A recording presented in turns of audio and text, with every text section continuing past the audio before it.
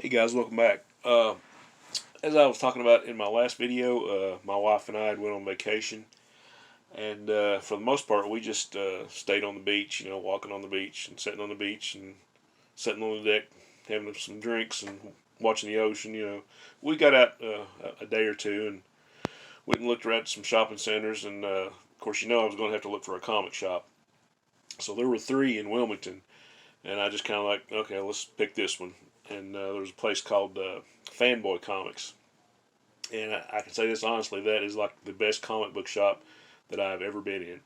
There was wall books lining the whole place. There were like silver and bronze boxes. There were $1 boxes and $2 boxes. Had all the new stuff, the graphic novels, a lot of odds and ends that I hadn't seen before. Had treasuries. So I kind of went hog wild. Probably stayed in the place for 2 hours, and the guys were really, really friendly. They were even asking me what I was looking for, and I was like, well, just 60s and 70s stuff, bronze and silver, and they actually brought like 5 boxes out front from the back on the counter for me to flip through, and I actually picked a few out of that one too. But anyway, I'll get to what I got. I mean, it was a pretty good stack. Here's part of it too. And I was talking in the last video, I usually don't buy new comics anymore, very seldom. But after reading the new World's Finest, I decided to go ahead and get the next couple of issues. And I got a couple other new things before I get to the older stuff. Here's a book that looked interesting to me, and one reason was because it had Commando, the Last Boy on Earth in it. This is Legion of Superheroes Millennium. So I don't know if this is a tie-in to one of the crossovers they had recently or what, but I really like the cover, and I'm going to pick up any book with Commandy in it. And here's the next 2 issues of World's Finest. Nice cover. There's issue 2. And issue 3. And I always like to keep up with whatever crisis crossover DC's having. So I've collected them all, and some are really good, as like the early ones, and some are really bad.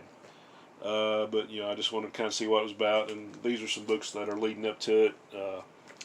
This is Justice League 75. Apparently, this is where the Justice League kicks the bucket for the umpteenth time. Justice League Road to Dark Crisis. And here's the first issue of Dark Crisis. So, got a wraparound cover. Oh, look, there's Darkseid again. But I'm going to give them a read and just kind of see what it's about.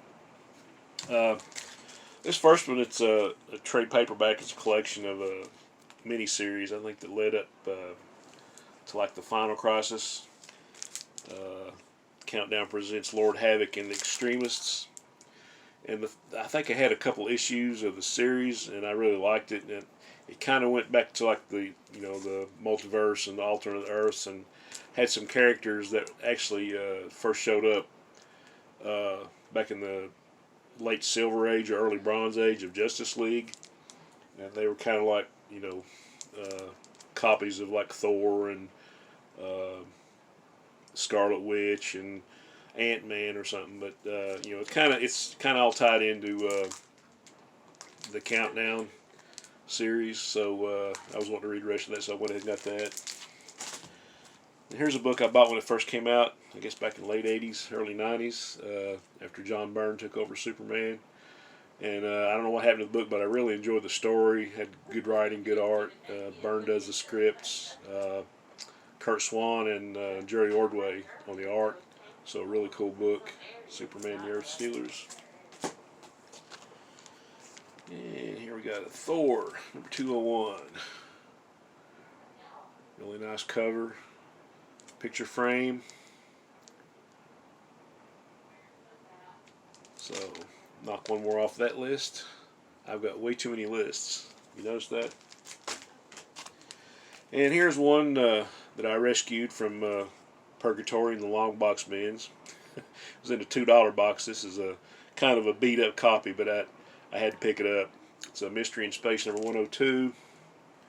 You know, it's got writing all over it, and the spine's pretty chewed up.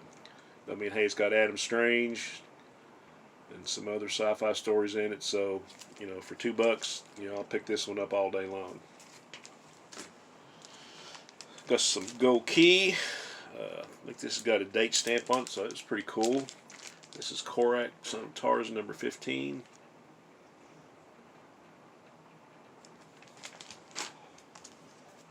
Mars Patrol, number 8. I always thought this was a cool little series.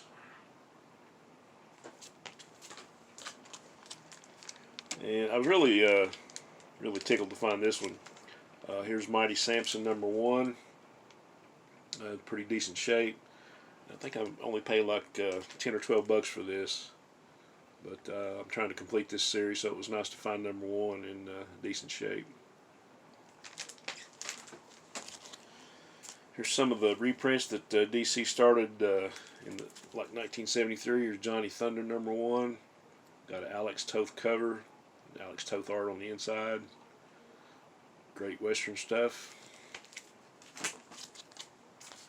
And speaking of crossovers, you know, DC's had some good ones and some bad ones.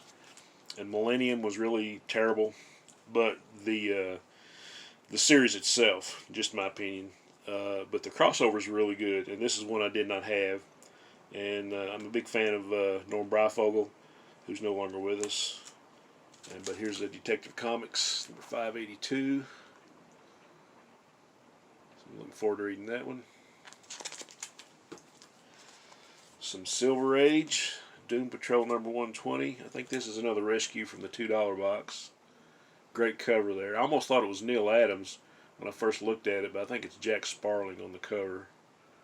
That's a really cool cover. I know there's a lot of Doom Patrol fans. Uncanny X-Men 167.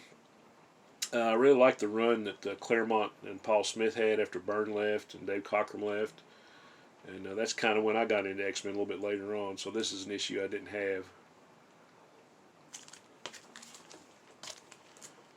We got, I think this is another $2 rescue. Black Hawk number 201. Some Dick Dillon art. Of course, you can't have a video without having some Charltons, right? Fighting Army number 106. I think it's a Don Perlin cover, and I think it's some Perlin art on the inside. And I've never seen this one before, but I was a fan of Frank Bruner, so this is issue 1 of 2, The Unknown Worlds of Frank Bruner. Just some cool horror stories in here. I always loved Bruner's art. Some more Charlton, Beyond the Grave, number 10. Like a Steve Ditko cover, one I didn't have. And Baron Werewolf's Haunted Library, number 41. Another one I didn't have. I think this has got some Pete Morisi art in it. Maybe some Tom Sutton and Steve Ditko. So you can't go wrong there at all. More Ditko goodness. Many Ghosts of Dr. Graves, number 58.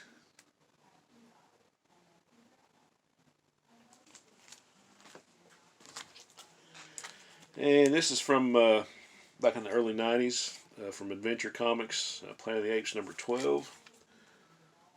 That's one that I didn't have in that series. I think it ran 24 issues, and I'm probably about 2 or 3 shy of that one now. But it's all color covers, but black and white interiors. And this was actually a really good series. It just kind of picked up after some of the movies left off. And I heard some big news, at least for me and other Planet of the Apes fans, that Marvel recently reacquired the license to do the Planet of the Apes comics. So in next year sometime, Marvel Comics will be doing Planet of the Apes again, which they haven't done since the late 70s. So really excited about that, and I'll be picking those up. Rawhide Kid number 93. Picture frame cover, square bound, Western. It doesn't get any better. And Not sure about the cover on that one, but great one nonetheless. And here's the one I had missing from my Black Orchid trilogy, Adventure Comics number 430. Very cool book. I always thought this was a really neat little character. After this, I don't think she might have showed up like in Super Friends or something for an issue or two. And then I don't think she showed up again until like in a Prestige series a little bit later. And it was like a totally different type of character, but it was really cool. And I think there's an Adventure Club, Adventurers Club or something like that back up in this one. Okay, here we have War is Hell number 8. This is a cover that was published previously in Sergeant Fury and Howling Commandos by Jack Kirby. It's got a great yellow background on that one. Very cool reprint book. And they had boxes and boxes of complete sets, you know, like from the 80s, late 70s, 80s, whenever they started having miniseries on up. And I had one issue of this, but I never did have the other 3, and I always wanted them. So I got this for like $8 or $10 maybe.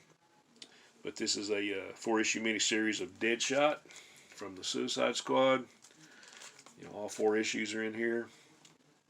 So, and I always liked Ostrander and Yale's writing and the Luke McDonald's artwork. So looking forward to reading this. Got some more Silver Age goodness. World's Finest 171. Kurt Swan cover. The Executioner's List. Can't go wrong with this one. Picked up a couple of Superman 20-cent covers. I think I'm just one shy of having all those now. So here's Superman number 256. Some Nick Cardy goodness. And the wonderful art team of Swanderson on the inside. Superman fans will know what that means. And here's number 258. Love these 20-cent covers. And found a couple Batman books, Neil Adams, that I didn't have. This is the only one, I think, from the Neil Adams run in Brave and Bold that I didn't have. There's number 80, Batman and Creeper.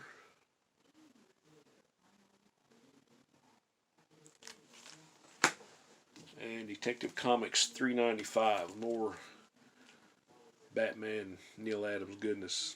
This one was actually reprinted in a book called Dynamic Classics, which is part of the DC Explosion, Experiment, Failure, whatever you want to call it. Secret of the Waiting Graves was the story. Really good.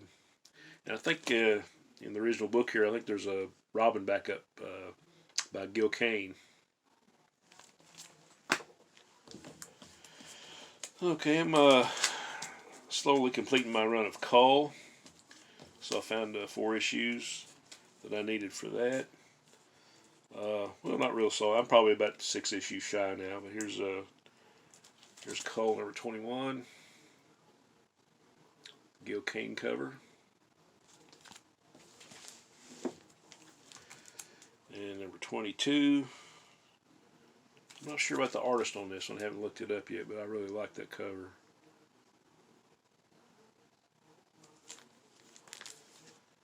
Okay, Cull number 15.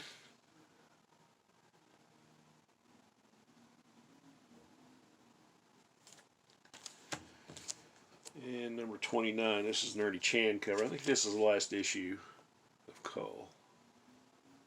So happy to have those. Almost done, guys. Appreciate you sticking around. Here we have Marvel Tales number 36. Reprinting some more Spider-Man classics. Another picture frame cover that I needed.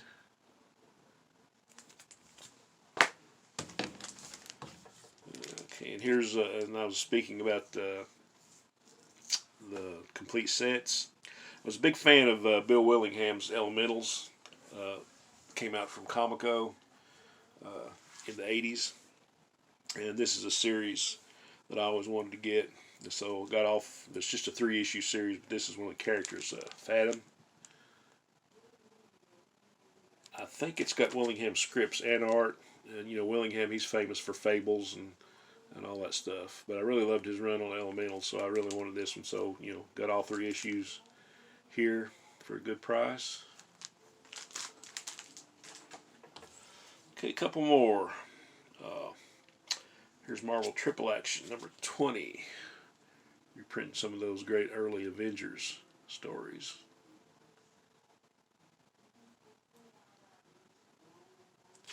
And last but not least,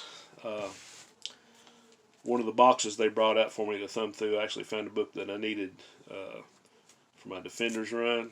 There's Defenders number 47. All kinds of shenanigans going on there. Wonder Man, Moon Knight, Hellcat, Valkyrie. Yeah. Really cool stuff. Alright guys, hope you enjoyed this. Like I say, this shop is in Wilmington, North Carolina. For anybody that's going to be in that area, I would highly, highly recommend it. I mean, the staff, the 2 guys were there, were just super friendly and super helpful. And I would, give them 5 stars. So here's the card. If anybody wants to get the number. And here's the address. I think they have a website, but I'm not sure what the web address is on it. But for anybody that's in that area, or maybe you could call and maybe they do a little mail order, I'm not sure. But, I would highly recommend this place. Best comic book shop I've ever been to. Alright guys, thanks for hanging around. Hope everybody's having a great week. It has just started to come a good storm here, so hopefully it won't be too bad.